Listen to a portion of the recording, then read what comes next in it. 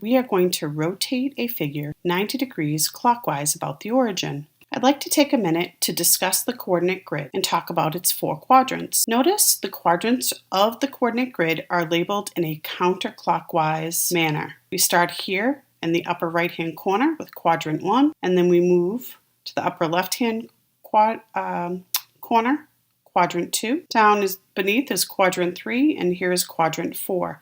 And the quadrants are labeled in a counterclockwise manner. In quadrant 1, both the x and y values are positive because all points in quadrant 1 are to the right and above the origin. In quadrant 2, all the x values are negative and the y values are positive because all points in quadrant 2 are to the left and above the origin. In quadrant 3, the x and y values are both negative because all points in quadrant 3 are to the left and beneath the origin. And finally, in quadrant 4, the x values are positive and the y value are negative because all points in quadrant 4 are to the right and beneath the origin. So when we think about rotating 90 degrees clockwise, that means that this pre-image, when it's rotated 90 degrees clockwise, all of these points that are in quadrant 1, which have both a positive x and y value, are now going to move into quadrant 4.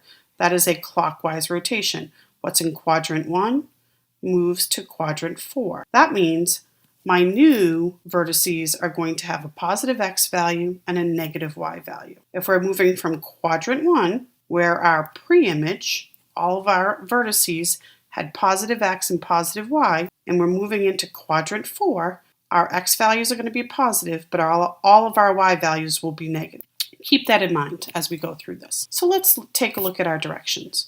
Draw a circle centered at the center of rotation, which is the origin, such that one of the vertices of the figure is on the circle. So clearly this is a triangle. It has 3 vertices. Here's 1, 2, 3. Okay, we're going to click on the origin and we're going to create a circle. And we want that little yellow point to line up with one of our vertices.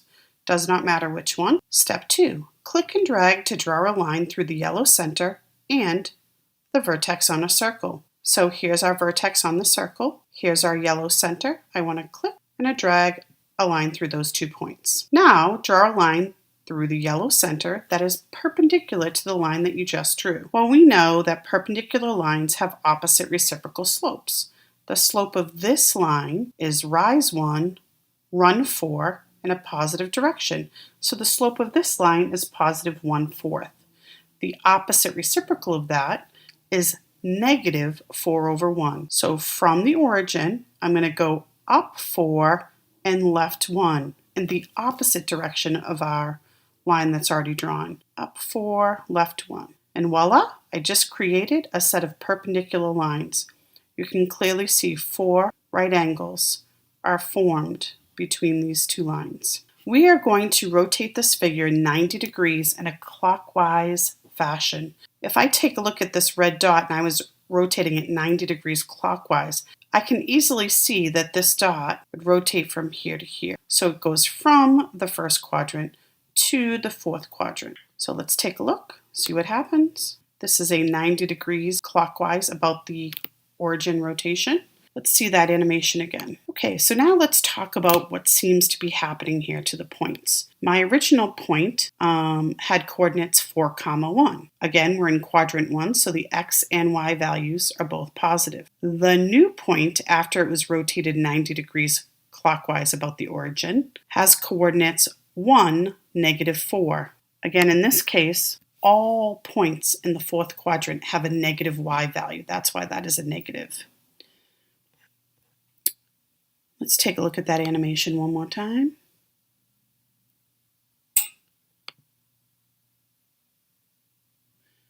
So this point here landed right here. Originally, it was 6, 2, and now notice it lands at 2, -6.